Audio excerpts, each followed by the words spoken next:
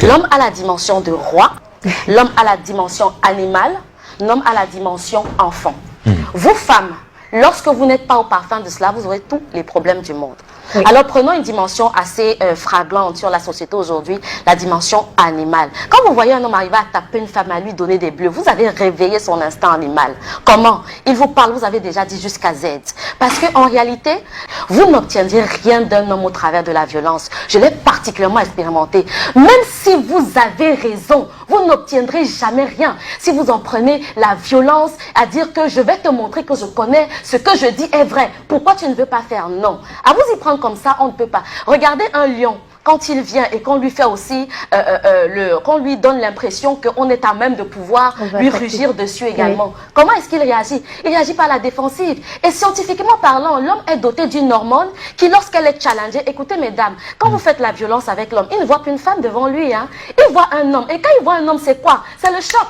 Tu es un homme, on se fait ça dur ensemble. Donc quand vous faites la violence, lui aussi il se dit que mais attends, j'ai pas une femme en face de moi là. Ouais, donc je vais réagir comme un homme. Voilà. Il y a cette hormone qui joue à ce moment. Donc utilisez un tout petit peu de sagesse. Cette même sagesse que vous utilisez dans un autre environnement. Vous respectez les pasteurs même quand ils vous disent les choses que vous n'admettez pas. Vous acceptez.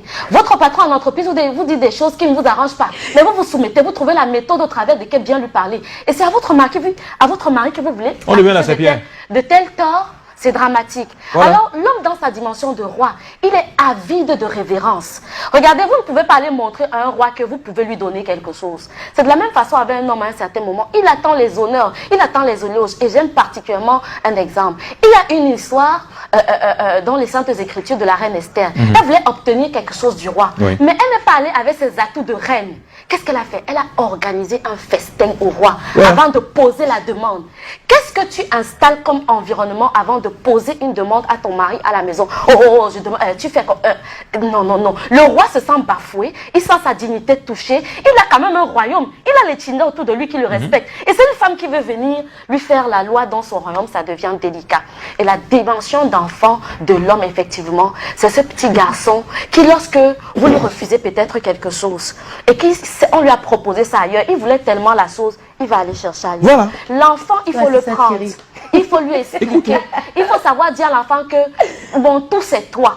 Et l'enfant, c'est ça en réalité. Un enfant vient vous demander un bonbon, vous lui dites, je te donne pas, sans explication. Une autre personne va venir lui dire que viens prendre le bonbon. Il va aller chercher ce bonbon-là. Voilà. Et une femme qui n'a pas la notion de savoir que pour un tel climat dans la maison, il faut que je pense que à ce niveau, c'est la dimension du roi, la dimension de l'animal. Donc voilà, il faut pouvoir manager ça. Et d'ailleurs, le thème du 8 mars nous rappelle le leadership. C'est ça le leadership féminin. Il faut pouvoir se dire que il y a ces trois dimensions. Il y a comment je m'y prends pour bien manager les choses, qu'il y ait un bon vivre social, etc.